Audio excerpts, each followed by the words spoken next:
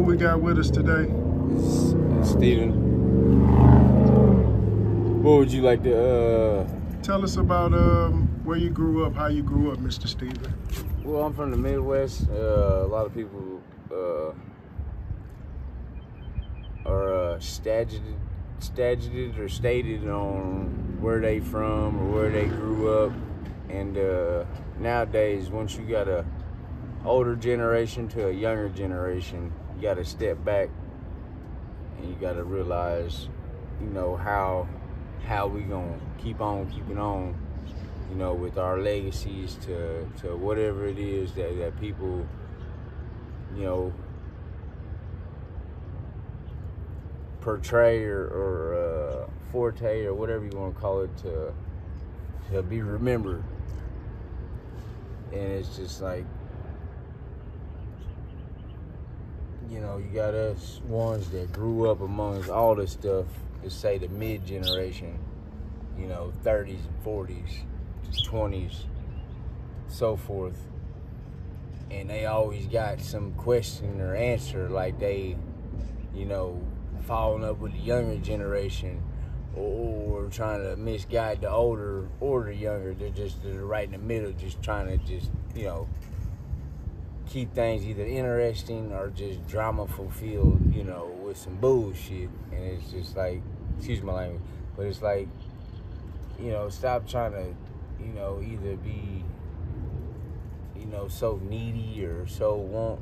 But when you go every day and you talking about the same thing, you might want to just step back and just kind of smell the roses, appreciate who you are, love and like yourself, and then make it easier for others, you know, for you to like or love somebody, you know, to help you, you know, like not be so standish or guardish, you know, and don't let no one in because you done been through so much. So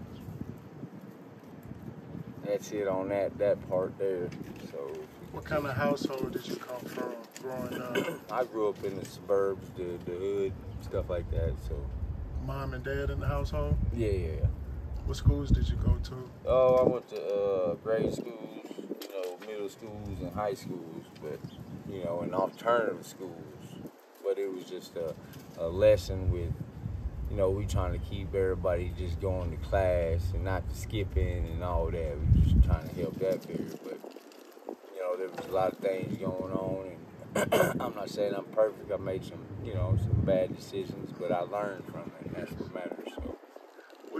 What life lessons did you learn throughout your travels and that you still carry with you through this day? Learn how to be a team player. My coaches was real firm. They were thorough. They wanted good grades. You know, you had to run laps or do bear crawls, stuff like that. If your grades wasn't up, so you know, prepare yourself. You going to practice. So you played sports growing up. Yeah. What did you play? Mainly football.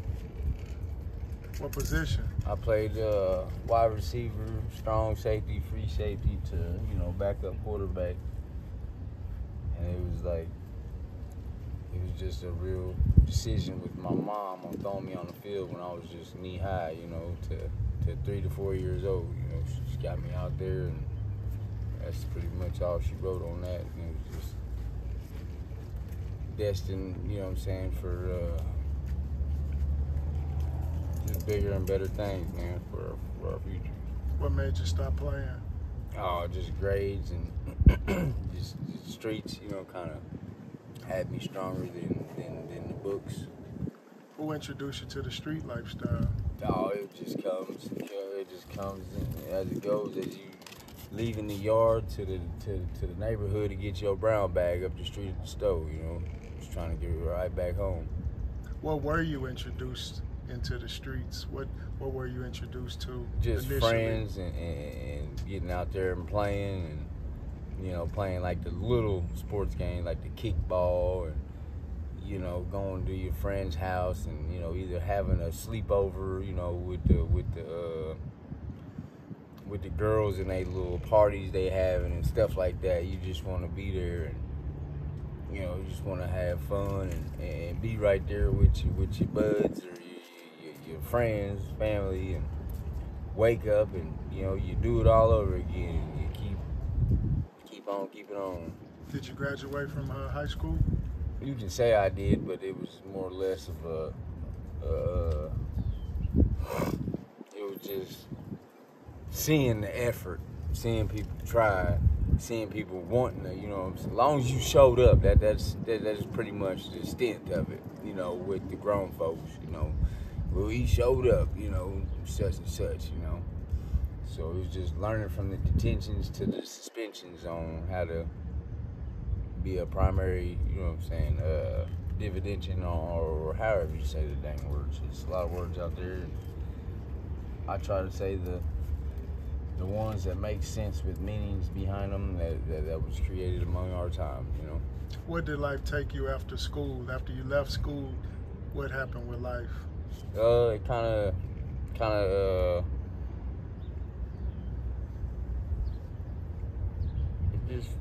just unraveled, you know, growing up, man, just being a man, being a young man, having to grow up a little earlier than we should have, but kind of split up and met back up, split up again. You know, it's not all what it seems, man. It's harder than what a lot of people think it might be, but it's just something you got to do. And mom can't handle it, and, you know, because her baby getting all grown or whatever, you know, type stuff. So you got to cope with that and just try to make your parents proud individuals, you know. What's your relationship like with your parents?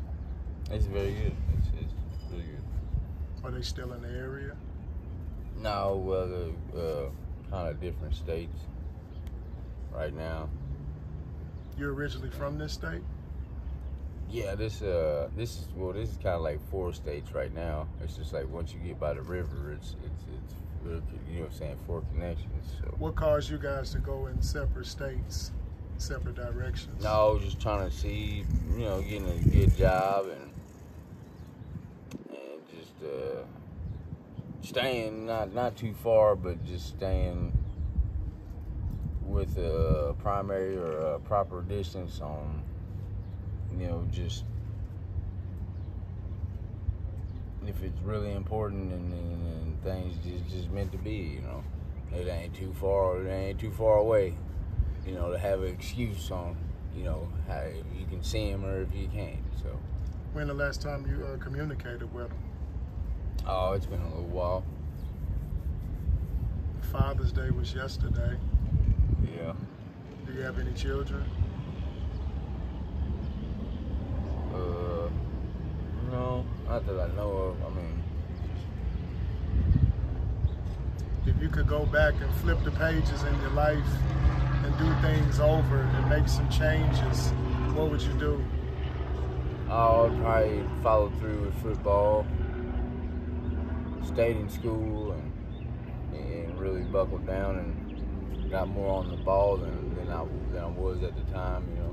What message would you give to the youth who are thinking about following in your footsteps and they want to leave school and don't want to pursue their dreams and they want to get out on the streets and be grown? What would you tell them? I would tell them to stay strong and hold it down, to stay down and keep your head up and just keep pushing forward, you know, for the positivity, for your more to control the negative, you know, atmosphere, to rather being scared to, you know, like being fearless, you know, just get out there and be something and do something and find hobbies to get you a good job, even if it ain't a good job, even if it's something you don't like, you know, but get that and don't lose that until you get something else that you know you can fall back on before you lose the point A that you grabbed.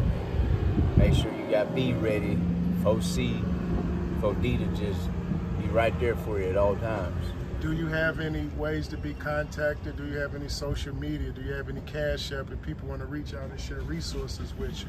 No, I lost my phone a while back and I've been trying to get another one. It's been a struggle. And in closing, Mr. Stephen, if there's anything that you want to say to anybody out there who you haven't said anything to so far, now's the time you can say it in closing. If y'all can hear me or see me or whatever, just keep your head up, stay strong, and just know everybody needs help. No matter who you are, everybody needs a hand. Everybody needs help with something. If you say you don't need no help with nobody or something, you lying to yourself. And you just be more honest and truthful with things that you're doing, and it'll make it easier to just kind of just pass on through and be yourself and get what you need to get back home to focus on you and what you got going on.